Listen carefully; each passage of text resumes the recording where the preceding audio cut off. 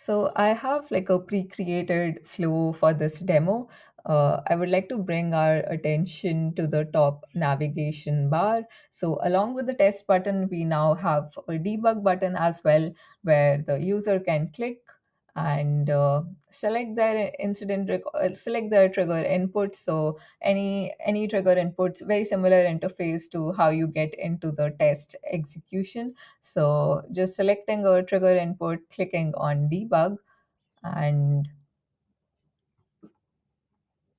it opens my execution view in the debug mode. So here the users have the ability to set breakpoints at any of the flow steps that they would like. So for example, setting up breakpoints at the points that they feel could be more problematic and they want to dig more deep into it. So if I set breakpoints at certain points in the flow, and I can also choose to like add remove breakpoints at any time while I'm debugging. And another thing I want to bring our attention to is the top navigation buttons. So these include resume, step over, step into, step out, and skip all breakpoints. So these are very similar to the debugging uh, tools that we get in the other standardized debuggers as well. So all of the navigation buttons are exactly the same and work as you would expect it to work. And yeah, after you set up your breakpoints at the steps you feel are a little problematic and you want to dig more into it, you can navigate between them, click on resume. That takes you to the next set breakpoint. You can check out all of your execution details, in particular, checking out my runtime values. I see if they are working as expected. If they are working as expected, I can also choose to like remove my breakpoint that I don't want to check it back again. I can choose to step over.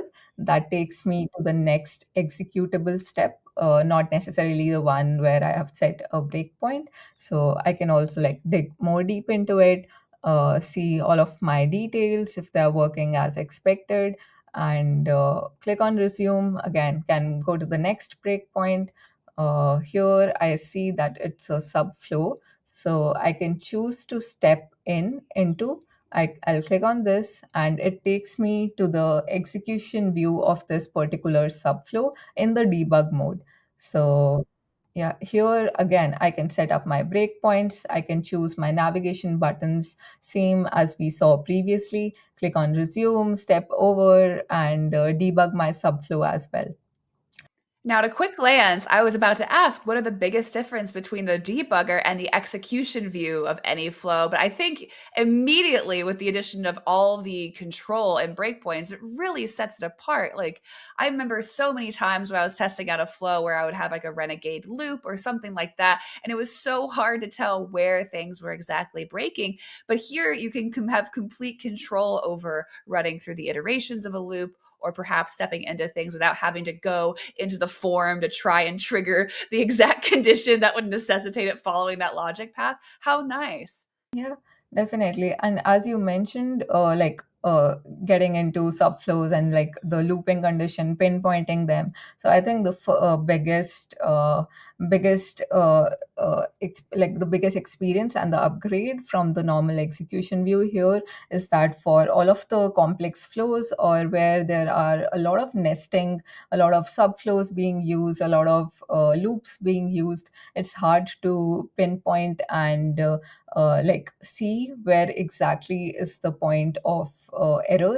And to even if I want to communicate it to someone, just look at that step, it's really difficult to do that, and users usually dig into the logs, and those are all JSON files, so it's very difficult to find the exact point of difficulty and error. So it's easier for them to pinpoint it in this release. So setting up breakpoints and just navigating in all of the problematic steps that might have anomalies. Yeah. Uh, After I check my subflow, if I think that all of the things are working as I expected to, I can click on step out and it would take me back to my parent flow where I can continue debugging. So it would pause at the next breakpoint that I have and I can still continue debugging it. And the last navigation button that we have is skip all breakpoints. If I'm done debugging, I don't want to look at the next steps, I can just click on skip all breakpoints and it would complete my execution. So I can just look at all of the steps that I want. So yeah, this is the MVP release for debugger where you can set up breakpoints, navigate between them, and pinpoint your issues more faster.